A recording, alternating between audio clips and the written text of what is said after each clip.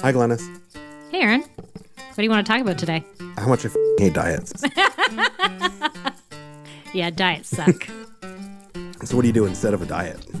Intuitive eating. Health at every size. So how many times have you had to explain intuitive eating and health at every size to someone? Like 5,000 times. But that was just to my doctor. Okay, so how many times have you explained it to someone and then they said, but diets are the only thing I know? That's like every time. Can we pursue health without thinking about weight? Yes, we can pursue health without thinking about weight. That's pretty revolutionary, what you just said. But what if you just don't like yourself at the size that you're at? I think we need to understand why, instead of just saying I need to change. So, what's the deal with body positivity? Oh man, that's a long answer. I'm Aaron Flores. And I'm Glenys Oyston. And we are Dietitians Unplugged. Hey, what up, happy people, happy listeners. And hey, Aaron, how are you? Hi, Glenys. I'm really thankful that you greeted our listeners before me because I think that's appropriate. I mean, like, let's give them the respect. We exist because they exist. So full stop. I 100% agree. Yeah. And you know what? It's good to have you here too. I'm just here for comedic support. This exists because you exist. I would not do this by myself. Let me tell you that. How's it going? It's awesome. I gotta say, I've done one last, speaking trip for like sort of this spring. I have some other small ones in the summer, but it's nice to like actually relax and hang out at home with the kids and go on a date with my partner. And it's I'm sort of feeling like a nice deep breath of like I got some time to myself and some self-care, which feels really good. And I'm also still super busy, but not like over the top. You know what I'm saying? Like it's the right level. Yeah. You're coming off of a big speaking kind of tour. So heck yeah, man. Yeah. It's nice for you to relax a little bit. And I'm trying to be a little less busy too and take more time to rest. So you know what? Yeah. That's really important, being able to know when to say no and know when that we need to rest. And that's something I think as humans, we have a really hard time doing. Well, and I think especially like if you're like us, like trying to, be entrepreneurs and trying to, grow either a podcast or a practice or even for those folks who are out there who are just trying to like hustle to make ends meet. Like it's just, I think there's a constant, there's a constant hustle. Right. Yeah. And I think it's important to say like, sometimes if I do less, I can actually do more. Yeah, that is true. Like somebody said, do you know the statistics on, trying to do less when, you actually become more productive? And that person was saying it to was like, what? What? Does not compute. I can't work 12 hours a day and that's not actually productive? No, it's not. So, but we have a spine-tinglingly good episode today. Ooh, good way to describe it. I got 100% chills. Agree. I got chills multiple times. We are speaking to Dr. Jennifer Gaudiani of the Gaudiani Clinic. She also wrote a book called Sick Enough. I mean, she's just amazing in the work that she's doing. She's a HAES-aligned physician, and she's really, doing such a good job at getting the word out about health at every size and why it's important, and doing amazing work in her clinic. Tell us more about her. Yeah. So I'll read her bio. Yeah. So Jennifer L. Gaudiani, she's a medical doctor, certified eating disorder specialist, and a fellow of the Academy of Eating Disorders, is the founder and medical director of the Gaudiani Clinic. She's board certified in internal medicine, and she completed her undergraduate degree at Harvard, Medical School in Boston University School of Medicine, and her internal medicine residency and chief residency at Yale. I wonder how the Yaleys feel about that. Any conflict? We'll talk about that maybe another show. From 2008 to 2016, she was one of the leaders of the Acute Center for Eating Disorders at Denver Health. She left after serving as its medical director and as an associate professor of medicine at the University of Colorado School of Medicine to found the Gaudiani Clinic, which provides outpatient, in-person, and telemedicine medical care to patients of all genders with eating disorders and disordered eating, and to those in recovery. The Gaudiani Clinic is a HAES-informed provider that cares for people in all shapes of sizes. Dr. Gaudiani has lectured nationally and internationally and is widely published in the scientific literature as well as on blogs, and is a current member of the editorial board of the International Journal of Eating Disorders and the Academy of Eating Disorders Medical Care Standards Committee, and is a former board member of IADAP. Dr. Gaudiani's book, Sick Enough, A Guide to the Medical Complications of Eating Disorders, was published in 2018 and is available on Amazon.com. That's some bio. And she's, right? Yeah, and she's amazing to talk to. Like, so, of course, I think her bio should just say, Dr. Gaudiani, medical doctor, certified eating disorder specialist, fellow of the Academy of Eating Disorders, is awesome. Just listen to everything she says. Like, just soak up some of her wisdom. That's her bio. Yeah. Well, one of the, my complete inferiority complex sort of presents me with some intimidation when talking to doctors a little bit. And of course, like, we're having a doctor on. I'm nervous about that. But she is like, she's amazing because she immediately puts a person at ease. And you can just tell she is a caring person and really listens. 100% agree. Yeah. And just in talking to her the first few minutes, even before we started recording, it's like she works to put people at ease. And I just think anybody who is going to be her patient will just feel like this is revolutionary medical care that I'm getting. Yeah. Doesn't it feel like it's sort of like the standard for which other doctors should be held, like as true caring professionals, like having that ability to listen and to connect with people? I mean, I agree 100% with what you're saying, and I think you articulated it very well. And I hope other people in this profession can sort of understand that these are the qualities that we really want in our doctors. Right. And even if somebody does not have the personality to achieve that level of connection, stop, maybe just you can think about how you might be doing harm. And so just because lately I've heard so many horror stories from my clients about going to the doctor and they have a history of an eating disorder or extreme disordered eating. They are in larger bodies and, being rejected by a doctor who's meeting them for the first time saying, you haven't lost weight. I'm not even going to bother with labs for you.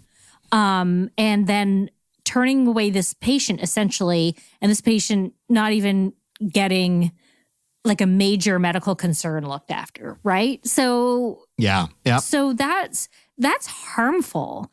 Maybe you don't have to be hearts and flowers. Maybe you don't have to be super nice, but please consider the ways in which doctors can do harm, right? By just disregarding what it is that person's looking for and how they need their healthcare needs met.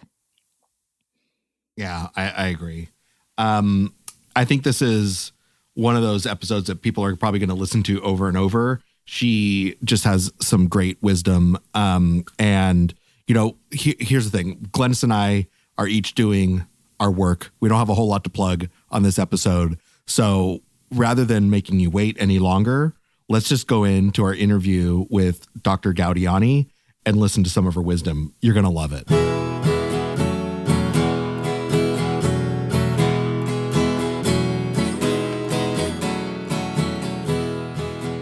Well, this is like a super special episode for me and Glenys. Dr. G, we are so thankful to have you on our podcast today. I am so thankful that both of you exist. Well, wow. Thank Done. you. And there's your episode, folks. We're done. We're out. I hope you really enjoyed it and you learned a lot, but Dr. G is happy we exist. So we're done. I've been using a Dr. G quote in my presentations like for a long time. And so this is like Glenys and I's like super fan experience to have you on. So we're just really thankful for the work, and we're thankful for you existing as well. So the Mutual Admiration Society is in full effect today. So one of the things that I think is really interesting is just all of your experience working with eating disorders and in the world of, caring for folks who are struggling with this disorder and many different types of eating disorders. And you're very outspoken as being working from a HAES perspective now. And so I'd love to hear just like your origin story. Like, how did you first get into working with eating disorders? And then how did that work evolve into following a health at every size perspective, which many doctors do not? You're sort of our unicorn for the episode. So I'd just love to hear how that. True. I know, right? Well, we're going to work on that. That's our goal. But just sort of give us an idea of how you got to doing this work the way you're doing it. I'd love to. So my story is that I grew up in Northern California, the oldest of three girls. I went back east to college where I was an English major and then medical school. And when I was in med school, my sister arrived at college in the same city, and she speaks this story openly and is very generous with it. And she had developed an eating disorder. I didn't know anything about them except that I loved her unconditionally and suspected that would be insufficient. So she got a great therapist, and she had bulimia nervosa for many years and was fully recovered by her mid-20s. And I loved her through it. It was scary to watch that. It was also inspiring to see how her recovery story came to be part of her narrative of strength and of overcoming and of insight and action. So I kept that in my heart. I also have a god sister who had type 1 diabetes and then developed concurrent diabulimia or ED-DMT1. And she got really crummy care from the healthcare system. She would go to her endocrinologist, who was often an older white male. And when she was feeling like she could really overcome the power in the room and be honest and say, I'm concerned about my weight, he would give her a pat on the head and say, first, let's get those glucoses under control. And so she did not have as easy a time. And I think that both of their stories deeply inspired me to become the physician that I am now. I picked internal medicine because I'm nerdy that way and I like taking care of the whole person. And through my residency and then into my early years as an attending physician, continued to be very interested in the idea of inviting the patients to share the narrative of their experience in their body with me. And then I would share my experience of the science of medicine with them. And my hope was always that together we could collaborate and could come up with a plan that made sense to them in the context of what they cared about and the language that made sense to their heart. So I really didn't have any idea that I would end up in eating disorders, but that was the foundation of who I felt I was as a physician. I ended up coming to Denver 12 years ago with my husband and then toddler daughter, and started working at the inner city teaching hospital for the University of Colorado. And about a year into my employment, the chief physician of that system, who unbeknownst to me was also the world expert in the medical complications of eating disorders, wrote out an email to my division saying, who would like to help me grow and run the nation's only medical hospital with multidisciplinary expertise in caring for critically medically ill adults with anorexia nervosa who can't receive care anywhere else. And as a feminist and pregnant at the time with my second daughter, and given my own personal history with my sister and god sister, I immediately volunteered. And that really changed my life forever. I had the opportunity to run that program on a day-to-day basis for 8 years. I fell in love with my patients and learned so much from them and my colleagues. And then in 2016, I left on really warm terms because something was missing. There were a few things missing. One was that in the population of patients who continued to need readmission, oftentimes my patients would tell me, Dr. G, I have to get so sick to come and see you. Mm-hmm. And I thought, oh, yeah, that feels awful. I want relationship to emerge out of wellness and recovery work, not out of illness. So that made outpatient feel like a much better match for me. Mm. I additionally missed seeing the whole narrative arc of my patients' stories. I'd fall in love with them for 2 weeks in the hospital. They'd go on to IP res, and I wouldn't get to see what happened next. And again, having been an English major, I want to know the whole story. Mm. So I founded this clinic. I see patients of all genders, ages, body shapes, and sizes from all over the US because I'm telemedicine licensed in many states now. And I really get to follow their unique story, helping take care of the medical consequences of their eating disorders while working in a multidisciplinary fashion with their home therapist and dietitian. So that's the sort of how did I get into the field piece. Yeah. The how I got into weight inclusive care piece is a much younger story in the sense that I want to be the first to very humbly admit, I didn't know and I did wrong, through many years, including when I was an eating disorder clinician.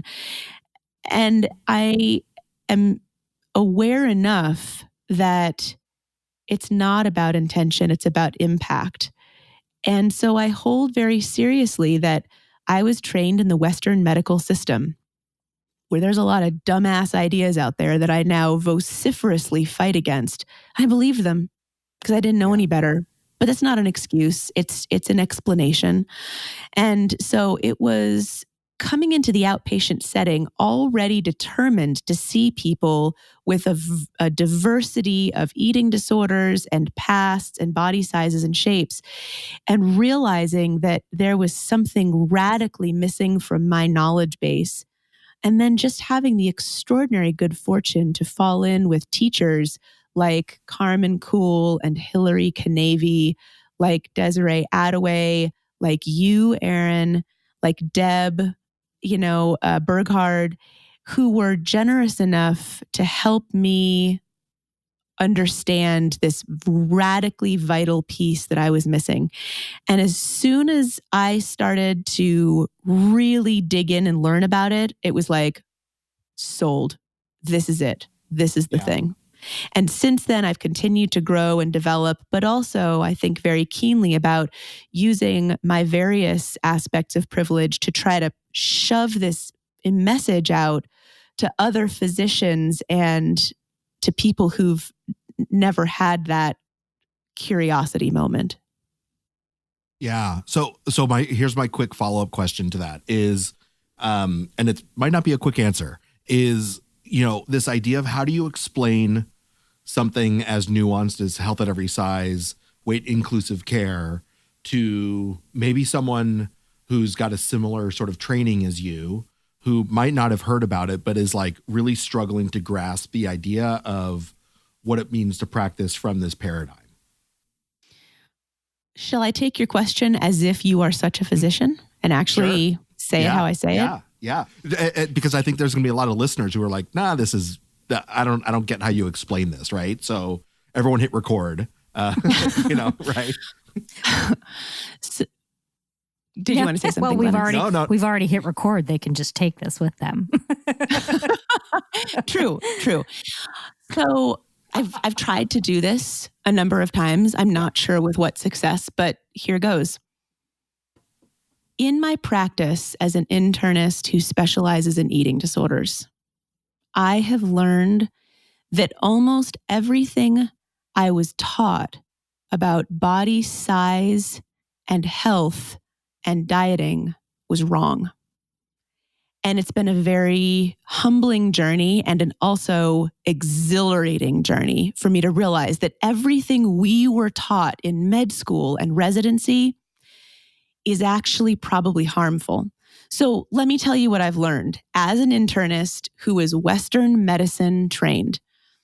We all know the falsehoods that I was taught because they continue to be shared on a daily basis. The vast majority of we physicians think that people in smaller bodies are healthier by definition, and that the way to achieve a smaller body is simply a matter of understanding a bomb calorimeter in which intake and output are simple matrices, so that if somebody takes in fewer calories than they burn, they will invariably lose weight and become healthier. That is the state of the science for Western medicine at this point. And therefore, body size is what is looked at as the marker and the red warning sign for a bunch of medical complications. Here's what I now know. That's wrong. It's not only medically, scientifically wrong, it's psychologically deeply damaging.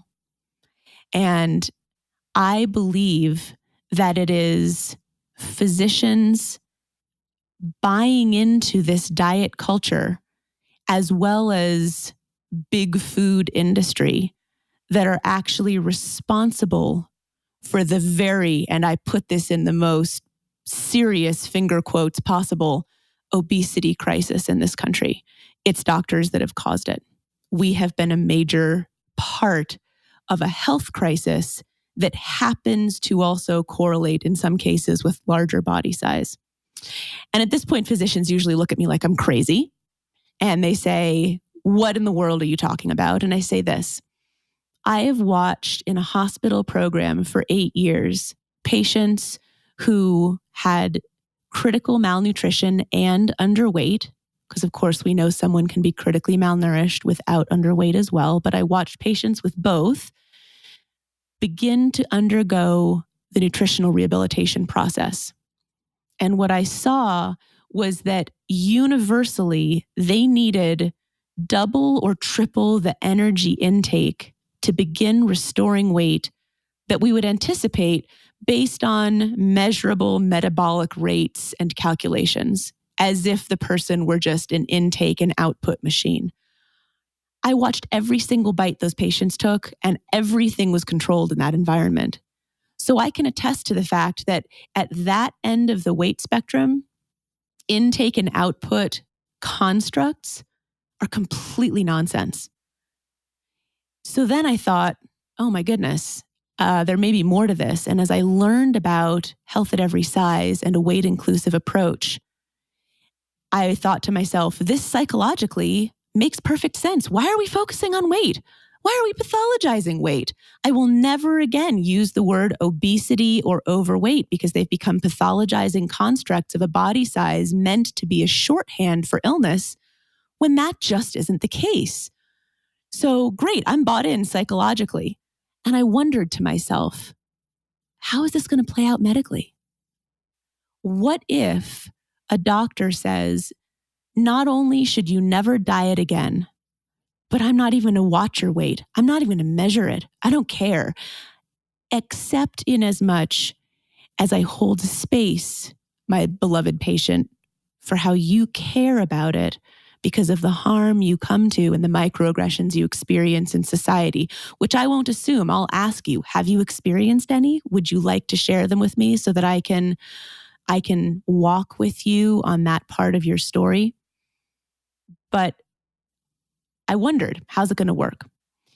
So I started practicing. From the very first that I opened my practice and started learning about this, I was deeply committed to a weight-inclusive approach.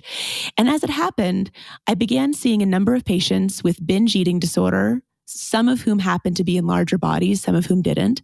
And I also saw a population of patients who had undergone an unfortunate online quote unquote recovery protocol because they had been failed by their doctors, usually in the case of underlying atypical anorexia nervosa, meaning serious eating disorder that didn't happen to come wrapped in an emaciated body. And when Western medicine failed them, they found this online program which unfortunately offered advice that proved really harmful to them. It was grounded in reality, but ultimately it said, you must eat a certain number of, a very large number of calories every single day, and you must not move at all, regardless of what you want to do. If you don't do one of those two things, you're a failure, you're in relapse, you'll be booted from this community.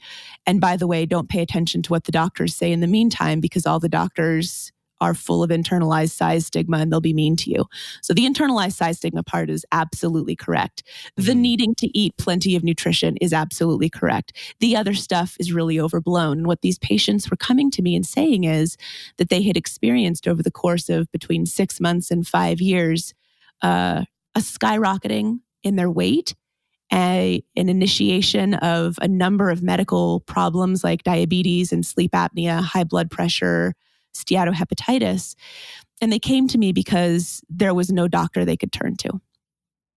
So what I said was, I'm so sorry you've been harmed. I know that you went through this program because no one else was helping you and you thought this was the way you could care for yourself. So let's talk about the oppression that doctors impose upon patients and how we can be a really harmful population. And I'll say to my patients, we're never going to weigh you. If you're coming here expecting weight loss, this is never what it's going to be about. I don't know what's going to happen with your body. But when we apply HAES practices to you, while we don't watch your weight, I'm confident your health is going to get better. And I was confident at the time because it made theoretical sense to me, but I didn't know early on.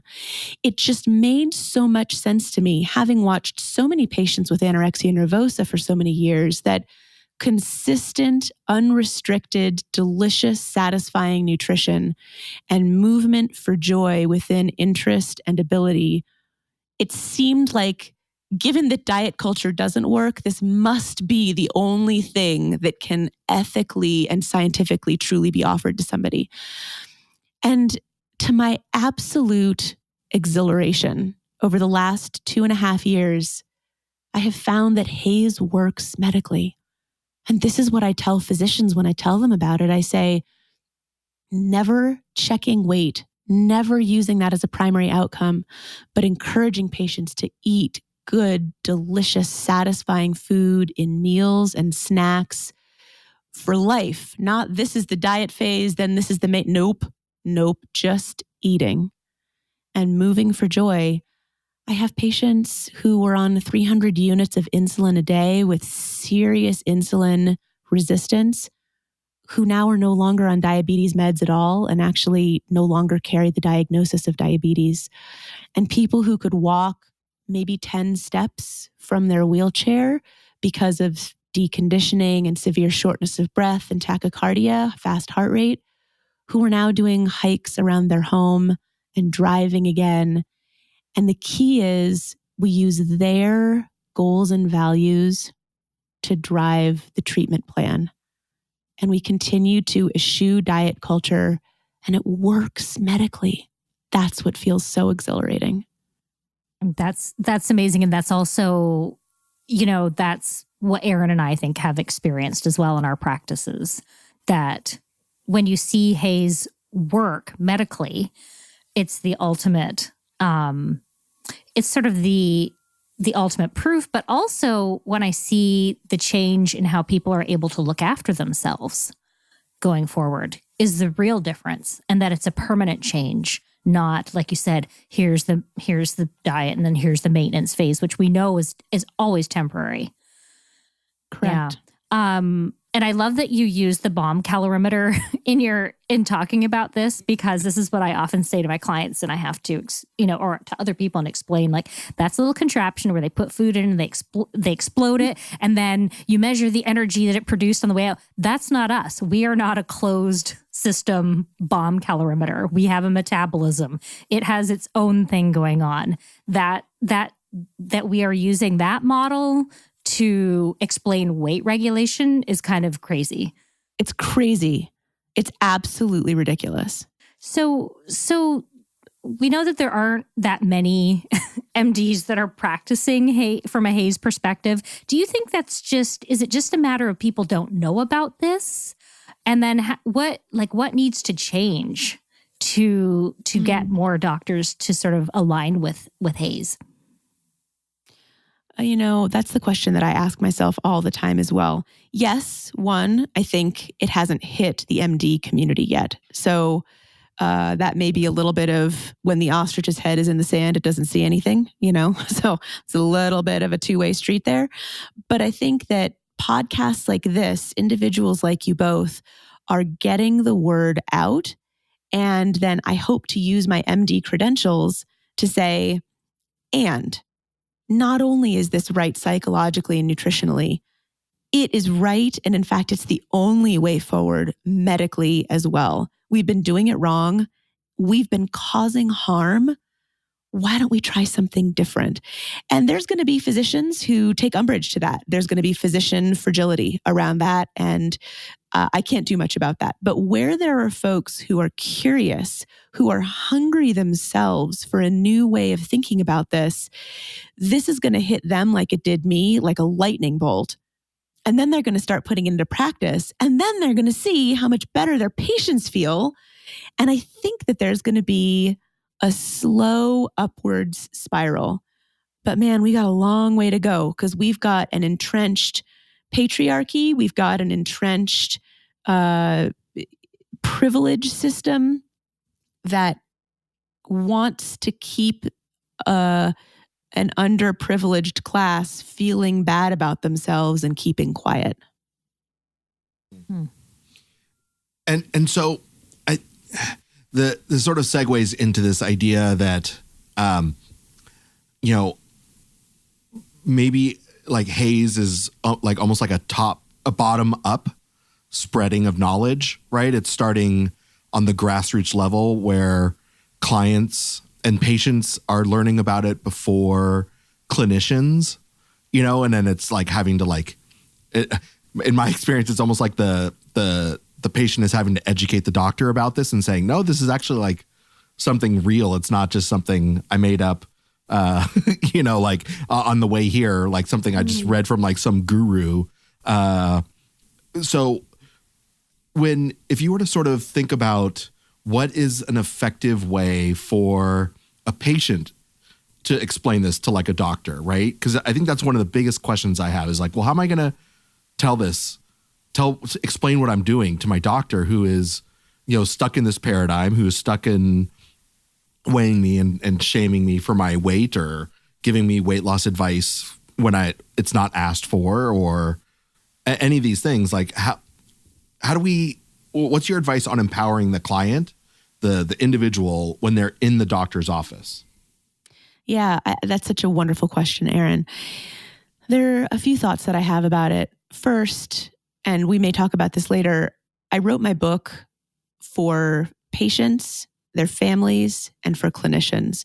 And so to the extent that there is a book written by an MD that has a weight-inclusive perspective to it and that really lays out why this is the right way forward, if the physician is curious, the patient could potentially say, hey, you could read this book. However, I think we really need to name that there is power in the room in a doctor-patient relationship. Mm-hmm. And a lot may be riding on the patient feeling like they can't push that power too hard, lest certain vital aspects be lost. For instance, where there's a lack of access to care, and this is the only doctor in town, if you feel like that doctor is going to respond with fragility and be angry or dismissive or treat you poorly, maybe the doctor is not going to then prescribe your medicines or take care of your child properly. I mean, I think that there's a lot of what feels risky in bringing a new knowledge base to a profession that historically has had a hard time learning after the learning years are over. And I love being a doctor and I'm proud of my fellow physicians, but we've got a lot of work to do. It's also an unhappy profession, thankfully not me, but doctors are seeing patients every 8 minutes and being barraged by things they can't control. It's not a great learning environment. It's not a great set shifting environment. What it's great at doing is making people anxious and rigid. So I think to a certain extent, the best way to empower the client is to try to help inoculate them against the harm of the physician through talking with wonderful providers who are not physicians in advance and anticipating what might happen and how, if they choose to and feel they can use their voice. Like they can say, I decline to be weighed today. And even if I have Medicare or Medicaid, that this visit will still be covered if you document patient declines being weighed. That is actually permissible to complete the visit, but many practitioners don't know that. Or you might say, if you have to weigh me, I ask that it be weighed blind and that you not discuss my weight with me. But if the other providers in advance can say, you are likely to be shamed in this, whether deliberately or not deliberately, that provider doesn't know the standard of care. They probably don't mean to cause harm, but it will still be painful. But you and I both know that's not what we're doing here. And just because the doctor validates your inner eating disorder voice or diet culture doesn't make it true. Yeah. So I just want to go back for 1 second because you touched on this really important part of why weights are so sort of scrutinized is because it's based on reimbursement, right? A visit is not complete for the doctor and then they're not getting reimbursed if there's no weight recorded for a visit. Am I saying that correctly? That is correct. Of course, that fact is an outshoot of the underlying flawed science, which says that if we know someone's weight, we know their health. Right. So I think it's important for folks who are going to the doctor to understand why this system is sort of in place. It's flawed. It's wrong. It's based on flawed science, but like that's how entrenched it all is. And so I think, again, having that knowledge that like you're telling them you're still going to get paid if you just put refused. Trust me, like I have some knowledge here. I've done some research also. I want you to get reimbursed for your time as much as you want to as well. If you just put refused, it validates this as a full visit or whatever. Correct. Yeah. Correct. And sometimes if we want to give voice to the biggest skeptics, which are often the physicians, what physicians will ask me in the course of this is, so are you really saying that if somebody who is X BMI, a measurement I hate, comes into your office with diabetes and this and that they won't be healthier at a lower body weight? And that's a really common question. I bet the two of you get this question as well. Oh, yeah. Yeah. What I say is, diets don't work. And almost certainly, the individual you're talking about has been exposed to diet recommendations since the time they were a child or maybe a teenager. And probably it's those diet recommendations that have contributed to their relationship with food and their body today. So while somebody in a smaller body may be less prone to certain diseases, I literally cannot and will not focus on weight as an outcome. What I want to do is change behaviors and the relationship between food and body and emotion. And I want to teach people how to not live in a deprived state. That's the only thing I can do. And it turns out it's a thing that works exquisitely well. I love that. It's interesting because one of the things that I do in my clinical jobs, I have private practice and I also have a clinical job, is I have to take medical residents, medical students, fellows out on visits with me. And they're like literally trapped in a car with me. And this is the time I start to I start in sort of like a stealth, like, oh, so how would you treat somebody in a larger body? It just depends on the person. If I sense that there's an openness to listen to me, but I'm definitely like planting seeds. And the one thing I've said is very similar to that is even if a person would be in a, healthier in a smaller body, we have no idea how to do that. There's no scientific evidence to show that we can permanently turn the majority of people who try to go from a larger body to a smaller body. Like there's no evidence to show we can do that. And they are usually, I really kind of gauge the resistance, and it's very interesting. Mm-hmm. And so then they want to, well, what would you do then? And I said, well, maybe we talk about eating. Maybe we talk about how they're looking after themselves. And it's a really interesting conversation that comes about. And I think that in the end, most of them are fairly resistant and being polite because they're trapped with me and they don't know when this visit is going to end or how long I could drag it out. She also doesn't stop for red lights to like let them get out. Yes. She's just like, I'm going. Yes. I love that. I love that. And they're so lucky to have access to you. They don't know it, but they're so lucky. Well, and my hope is that even though they don't believe me today, because trust me, it took me months to absorb the idea of health at every size and to accept it, that even if they don't believe me today, that they're going to have an experience in their future private practice or their future, whatever they're doing, that makes them think, oh, I've heard about this. And I could do something differently here. So it's really just planting seeds, but it's a very scary thing to do because even with, somebody who's in medical school or who's a resident or fellow, I feel that power differential and I feel very sort of intimidated at times doing it, but I do it anyway. I believe you and I thank you for that hard work. There's been moments when it's come back to me when I had another doctor's girlfriend first, and then that person came, and he was like, "Oh yeah, my girlfriend came, and she said you're all about like you're super into fat people." And I was like, "Okay, so that's not at all what I talked about." That's what they heard, right? Oh my goodness, that's exactly. And she was going to be a psychiatrist. So I was a little nervous that that's how she heard it. Oh, yeah. That's so painful. Well, one of the things that I find helpful is to couch my rationale besides the data that are out there already vis-a-vis size and cardiovascular fitness and mortality, where larger bodied people who are very cardiovascularly fit are the ones who live the longest, according to large population studies. But besides those data, I like to go back to the fundamental concept by which I explain how any body responds to an eating disorder, which is my construct of the cave person brain.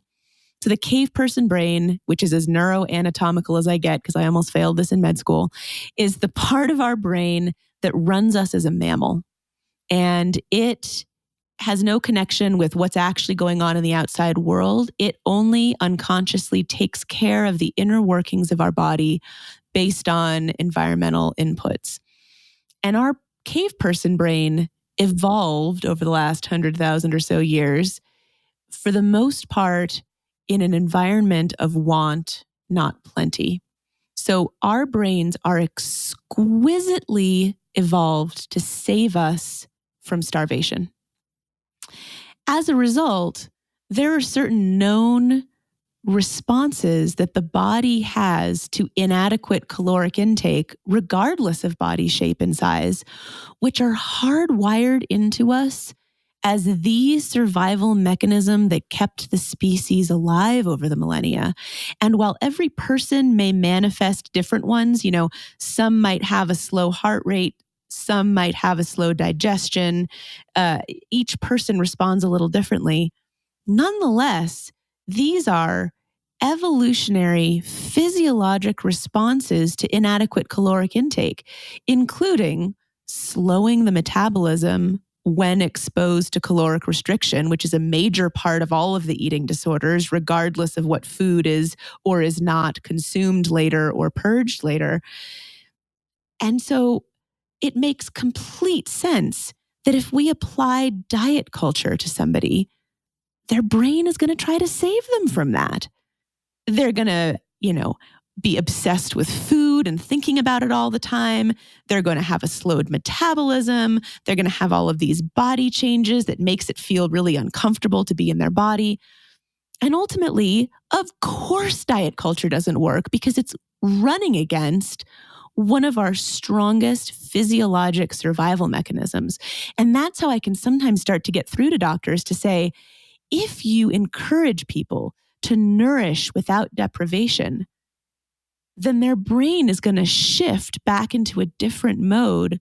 And if their body is able to have improved insulin sensitivity, for instance, that's then going to happen. I love this, like the way you explain that caveman brain. And it sort of leads to like the greatest hits, in my opinion, of Dr. G's metaphors and stories. And the other one is the house on fire. And I use this a lot, by the way. Like if any of my clients who are listening to this, right, they're like, oh my God, here Aaron goes again with the house on fire analogy. But like, this is where it comes from, folks. So can you give us a little bit of like describe what you mean by when we say your eating disorder is like, you're waiting for the house to be on fire. You're looking back to see if the house is on fire. A little bit of that analogy. You got it. I love this story. And you should have seen the huge grin on my face when I heard that you use this, because that tickles me no end. So I find in times that talking to my patients directly about what I want to tell them about can run into the resistance of a starved brain or of the ED itself. And so sometimes talking in metaphors and stories helps get across the message in a way that's more easily received. And I developed the house on fire story in order to help counteract when patients say, but Dr. G, I can't possibly be sick enough to change what I do and how I'm taking care of my body because ... I'm a 4.0 student. I'm a fabulous worker at work. My potassium's normal. My weight is X. I'm so much better than I used to be. We know the litany of the torments that our patients experience when their eating disorder earnestly tells them, you couldn't possibly be in trouble right now because of this one thing. Because that one thing is good, you're fine. And so what I tell them is, I would like to share with you my house on fire metaphor. And here it goes. I'm going to use female pronouns just randomly. There's a young woman standing outside her burning house. And the fire department comes rushing up and they say, we're here to put out your fire. And she says, what fire? And they say, well, your fire, I see the flames, I feel the heat, I smell the smoke. And she goes, oh, no, I don't have a fire. Because if my house were on fire, it would be so hot that the sidewalk would be bubbling. And because my sidewalk's not bubbling, I couldn't possibly have a house fire. And the fire people understand her to be mentally ill and they go put out her damn fire. And when I say this to patients, I try to introduce it as early on in our relationship as I can. So when they say, but Dr. G, 2 years ago, I was so much sicker. But Dr. G, my labs are fine. I just look up and then I go, house on fire, honey. And they sort of like roll their eyes and laugh and they're like, oh yeah, okay. Yeah. It's like, again, like this idea of you're waiting for the sidewalk to bubble, it's just, yeah. I always say like, yeah, but look back, like turn around, the house is on fire. And I think the reason it's so powerful in my experience, just hearing it, like seeing people's like eyes sort of connect to this idea and you see like the light bulb literally come on, is this idea that, and I think this is like patriarchal, I guess, but like, like you said, like I'm only worthy of treatment if I'm really sick, if I'm really like, at X level of my eating disorder. And like, the reality is like, you're sick now. Like, let's get help now. Let's not wait any longer for the pavement, to bubble up. Like, like really like zoom out and look, the house is on fire. Like, let's get out. Let's call the fire department. Let's do some work. And I just, I just want you to know, like, I've used it a lot and it really does. It's a great metaphor. And I find it so effective, even when clients are like the most resistant. It just lets them really give the space to like, again, zoom out and just look and see where they are. I'm so glad to hear that. I love hearing that. Thank you. Yeah. That's an amazing analogy. And it's sort of like if your sidewalk is bubbling, that's pretty close to death, right? Like you don't need to get that sick. You don't need to die for this to be important. So that's right. That's a fantastic way to explain it. I want to ask you, you've written and spoken so much about the number one medical complications for people who struggle with binge eating disorder. Can you share with our listeners what you've learned and what you feel, what this number one medical complication is? Absolutely. So I would say, let me make the statement a little bit more nuanced. I would say the number one medical complication for individuals with binge eating disorder who are in larger bodies, and for individuals in general without binge eating disorder who are in larger bodies, is the medical stigma that they face and the suboptimal care medically and surgically that they receive as a result of their body size. Boom. Yes. Boom, Yes. mic drop. Replay it again for everyone. Let's go back. Right. This is, by the way, this is the quote I use in every talk. And it's like, every time it comes up, every phone in the room like comes up and starts taking pictures, which is like speaker, like for those speakers out there, you've hit the mark when someone takes out their phone and takes a picture. You're like, yes, this is something good. So this is it. Like, it's so good. So again, like this idea that the number one medical complication is substandard care based on weight stigma and weight biases.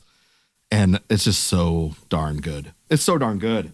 Yeah. Does this feel like none of us are old enough to really cast back, I think, a long time ago, but does this feel like something that's more recent? Because I'm just thinking of my great aunts and great uncles, way back in the 70s and 80s, and they all got to be little fat people because that's what people in my family look like, little old fat people. And they got medical care and nobody was making that big of a deal. Now, my grandmother was a big dieter, but I don't think everybody else was. And she always stayed in a larger body and she always got medical care. And I'm just wondering if this is something that's gotten worse over the last 40 years or so. I have no data, but I feel it's gotten worse. Do you as well, Aaron? So, I do, but I also think and correct me if I'm wrong here, Glenys, but your family's all Canadian, correct? Yeah. Yes. So yes. I think what I would be interested in to sort of looking at how the difference in medical systems might change the stigma. I don't know if it does or not, but I think there's so much inherently broken with the U.S. medical care system that it might feel differently, especially 40 years ago. And that would be a variable. Yeah, because even 40 years ago in Canada, everybody got medical care. Right. 40 and 50 years ago, everybody got medical care. It wasn't about insurance and it wasn't about everybody gets it. So that might be a big difference. I know that I'm not saying that people weren't talking about weight because obviously my grandmother was a huge dieter from way before that, but that I think is also a problem of the 20th century and probably before. But it could be the difference of equality in care. Or I think though there's more. I think that's a really important one, and that's always in the room when we talk about these conversations. But my observation is that constructs of what a healthy, quote unquote, attractive, acceptable body looks like have become more and more grotesque and more specific, to where if you look at movies from 40 to 60 years ago, while there were already body constructs for women, which were curvaceous but petite, for the guys, yes, they certainly had, for the most part, if they were the leading man, they had, taller, not significantly larger bodies, but they weren't the kind of ripped superhero look, which is the price of admission now for any leading man. Yep. And good point. I have a favorite slide that you may use this as well, Aaron, already, since you and I share a love of Star Wars. But I have this slide that I love of action figures of Luke and Han, Mark Hamill and Harrison Ford. Harrison Ford from the early release in the early 70s, and then the re-release of those same two action figures in the 2000s when the lamentable next trilogy came out. And the difference between them is that the first two dudes in the 70s just looked like two action figures, but the second two suddenly have tiny waists, huge thighs with musculature visible, tiny heads, big necks, huge shoulders and pecs, and zero body fat. I mean, those actors did not change in that 30-year span. And, furthermore, we look at the costumes that we're putting our little boys in at Halloween now, which are the superhero costumes pre-padded with six-packs, delts, and pecs. And what I have become really concerned about is that we're telling our little boys when we put them in those costumes that their own wonderful bodies couldn't possibly be super or magical. That to be super or magical, you have to look like this. So these, I think, are concepts, even as we get more and more orthorexic as a culture, and medicine has gotten quite orthorexic as well. This all combines, I think, to make the construct of fatness in the doctor's office be more a source for stigma and poor care. Yeah. As you were talking, obviously a separate show, we'll talk about, I forget how you put it, but the unfortunate first three movies of Star Wars that we need to sort of revisit. But this other idea of we sort of touched on this idea of how do we talk to doctors and things like that, and using our voices, using your credential to help change this. And I also think about when do we focus efforts on insurance companies and finding one insurance company to start with, right? That will sort of eschew weight, right?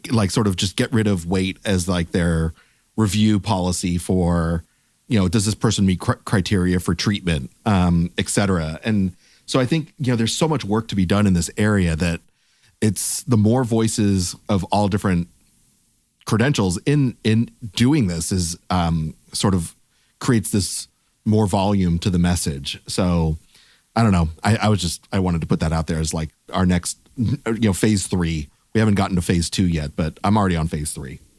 I agree. And it's so great that thinkers like you are plotting for phase 3, because eventually that has to happen too. Well, go ahead, Glenys.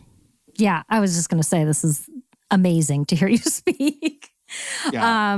I want part 2 and part 3 and the work you're doing 4. Is, anytime. I'm just incredibly grateful to what you're both doing and to being able to be on this show and share my thoughts with your listeners. And I just so grateful for the chance. So who can see you? Is it only people with eating disorders? Is it, since you're doing telehealth, who can see you and how can people find you? That's a lovely question. So my wonderful partner, Dr. Alyssa Rosen, and I are in Denver, Colorado in our clinic. And we will see people from virtually all over the country that can come into Denver for an initial consultation. That's hard on my liberal heart because I want there to be instant access to exactly the right healthcare for everybody, but there are limitations to what we can do. So patients come in for an initial 2-hour assessment, which follows either one of us talking to the outpatient therapist, dietitian, if they have one. We do reserve our care for people who either have an eating disorder or disordered eating or had one in the past, which is pretty broad, only because we know that there are nice internists out there who can see folks who don't have this history. So we feel it important to reserve access to our expertise for people who otherwise really may have no one else out there. And then once patients decide to join as a member, we can see them by telemedicine, where they can be at work or in their home or in the study cubicle of their school by screen, which is awesome. And our website is www.gaudianiclinic.com, which is GAUDIANI clinic. And on our website, people can learn about the clinic. They can see what Dr. Rosen and I have blogged about, spoken about, podcasted about, and they can get a sense for whether it might be of interest. And if they're interested, they just give the clinic a call and start the process going. Awesome. And then fantastic. And then also, can you give us, we haven't even plugged your book yet, but you wrote an amazing book this year. Can you tell us where we can find your book called Sick Enough? I would love to. So my book is called Sick Enough, A Guide to the Medical Complications of Eating Disorders. And it's available on Amazon as well as on the Routledge website. And it's a must-have for any clinician who is working with eating disorders. It's an awesome book and great for, I would say, families even, and those with eating disorders, obviously. So it's a great resource. I can't recommend it enough. Oh, thanks, Aaron. That means so much to me. Well, and again, thank you so much for taking the time. We will have part 2 Star Wars discussion, as well as other nerdiness with Dr. G coming your way hopefully soon. Or a whole separate podcast. We'll just do a whole separate podcast. Nerdiness with Dr. G. And yes. Oh my gosh. Friend, we are not going to be able to do that in one exactly, podcast. Right? That's what I'm saying. A whole nother series. A whole nother series of shows. Yeah. No, thank you so much for taking the time. It's been a really... thank you. It's really a great pleasure to talk to you. Thank you both.